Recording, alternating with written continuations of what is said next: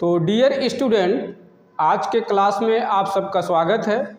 तो dear student, इसके पहले हमारी जो पहली क्लास थी उसमें हमने घातांक पर चर्चा किया था और ये क्लास जो है घातांक पर ही है, मगर उससे थोड़ा सा एडवांस लेवल में आपको जानकारी मिलेगी आज। तो डियर स्टूडेंट, आज की क्लास को आप ध्यान से देखिए और इसको सीखिए। तो आइए चलते हैं आज की क्लास में। तो डियर स्टूडेंट, आज की जो हमारी क्लास है वो है घातांक पर चर्चा। तो आज हम घातांक पर चर्चा करने वाले हैं। तो डियर स्टूडेंट, यहाँ कुछ रूल्स होते हैं जिसको आपको जानना चाहिए। जैसे यहाँ पर देखिए, आपका पहला कंसेप्ट दिया है कि तो आपको ये बात मालूम होनी चाहिए कि यहाँ पर जो ए है इसको बेस कहा जाता है और हिंदी में इसको आधार कहते हैं, और यम जो होता है इसको पावर कहते हैं, या इसको हिंदी में क्या कहते हैं, घातांक कहते हैं। तो ये बेसिक बातें हैं जिसको आपको जानना चाहिए कि पहली जो संख्या नीचे लिखी होती है उसको आधार कहते हैं और जो संख्या ऊपर लिखी होती है उसे क्या कहते हैं, घातांक कहते हैं। ठीक है, ये बात आपको पहले मालूम होनी चाहिए। दूसरी बात डियर स्टूडेंट, आपको ये मालूम होनी चाहिए कि यदि आधार बराबर हो, तो यहाँ पर देखिए ध्यान से, ये भी आधार है, ये भी आधार है। ठीक, तो जब आधार बराबर हो और गुणा हो, तो जब आधार बराबर हो और गुणा हो तो घातें क्या होती हैं, आपस में जुड़ जाती हैं।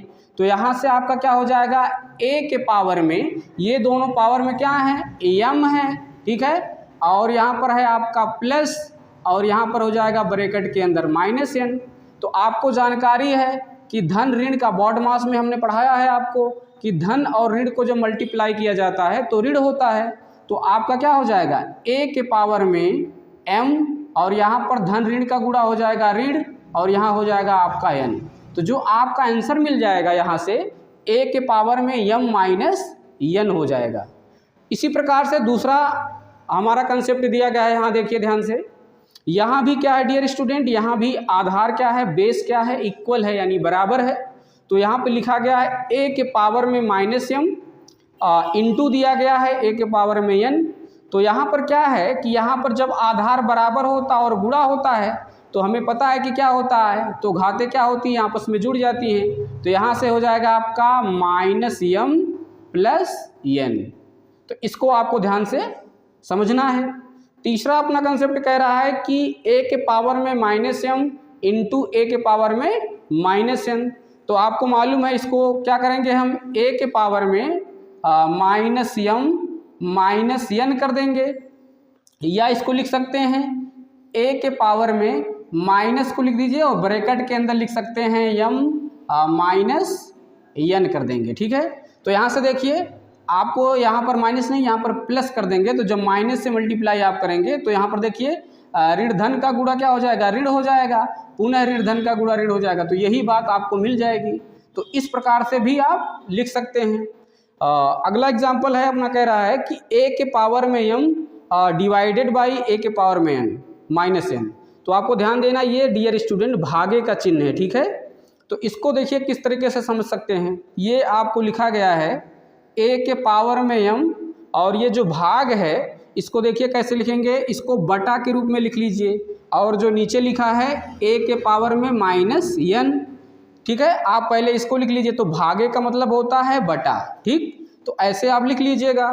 फिर यहाँ पर बराबर हो जाएगा क्या, ए के पावर में एम। ठीक है, और ये वैल्यू जब बटा है, अगर ये जब ऊपर जाता है आपको बताया गया है कि ये चिन्ह बदल जाता है। ठीक है, तो यहाँ से क्या हो जाएगा, ये इंटू हो जाएगा, और ए के पावर में क्या हो जाएगा, प्लस एन हो जाएगा। माइनस एन जब ऊपर जाएगा तो ऊपर क्या हो जाएगा, प्लस एन हो जाएगा। अब यहाँ से फिर समझिए, आधार बराबर है और गुणा है तो घातें क्या होती हैं, आपस में जुड़ जाती हैं। तो हो जाएगा ए के पावर में एम प्लस एन। ये आपका आंसर मिल गया इजिली। तो इस प्रकार से आप इसको सॉल्व कर लेंगे। हमारा जो नेक्स्ट एग्जांपल कह रहा है ए के पावर में माइनस एम और डिवाइडेड बाई ए के पावर में एन है। तो यहाँ देखिए पुनः आप उसी प्रकार से लगाएंगे।